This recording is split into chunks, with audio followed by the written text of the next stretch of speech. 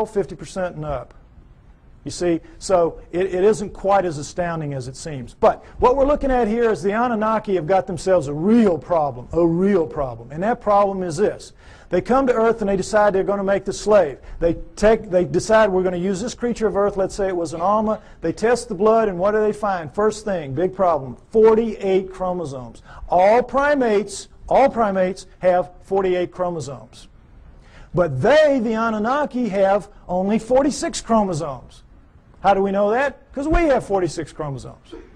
We descend from primates, and yet somehow we lose 2 whole chromosomes. That's an awful lot of DNA. And somehow we're so much better than them. Well, they have 68 or something like that relative to them. But we don't. We have 46. So we know this was the result of the genetic engineering, and they had a problem. The Anunnaki did. What could they do?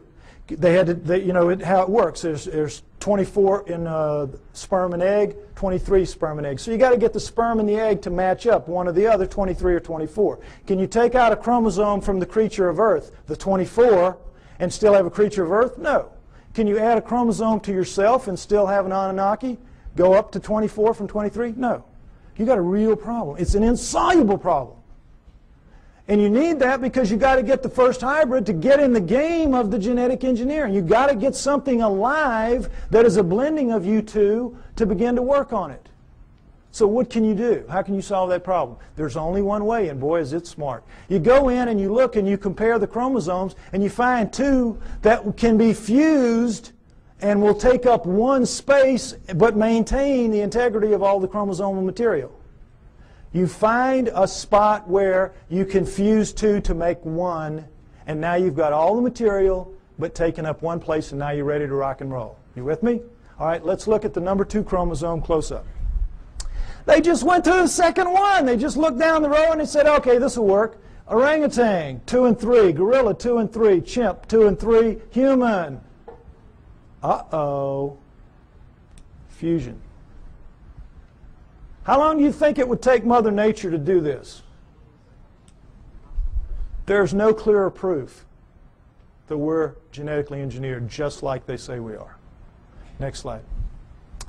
And so, I think it's fair to say that everything we know is wrong, at least about human origins, that we were given life by the gods with a small g through the equivalent of a test tube, and that we were the hair-covered hominoids, and that our humanity emerged from that. Now, this is where I normally end it, and they tell me I'm running out of time, so I want to get to the new thing that I want to share with you. Oh, no, where did I? Oh, here it is. Because this is really exciting to me. On the 12th of this month, which was just recently, I received an email from a person who wants to remain anonymous. And this is what he said to me. He is a geneticist, a full-blown geneticist. And he says, "Dear Mr. Pi, I agree with your conclusions and will give you a few hints, if you wish, as a DNA deep throat. First, look up the huge discontinuities between man and the various apes for whole mitochondrial DNA, genes for the Rh factor, and human Y chromosomes, among others.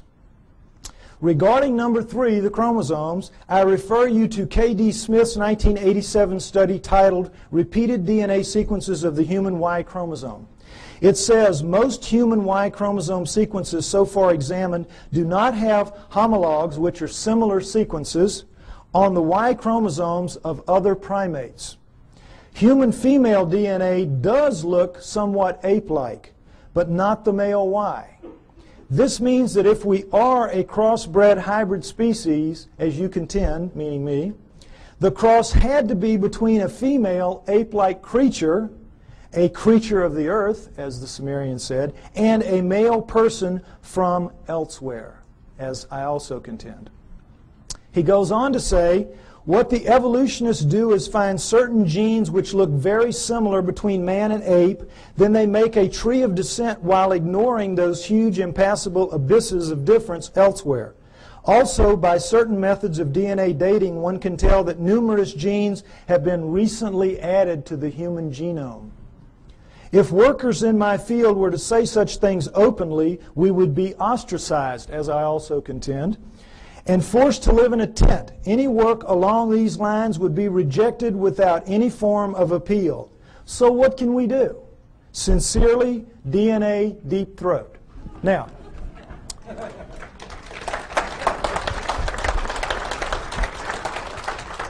what this means, thank you, what this means is we win. We win. Because where one of these came from, more of these are going to come. As my profile rises higher, and I think, frankly, that I'm the only person out here pushing this genetic stuff that you're seeing like this, more of these are going to come my way. We're going to win. You've seen the evidence.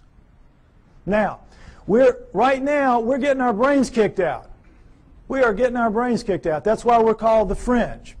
And the reason is we keep mounting these frontal attacks on the establishments.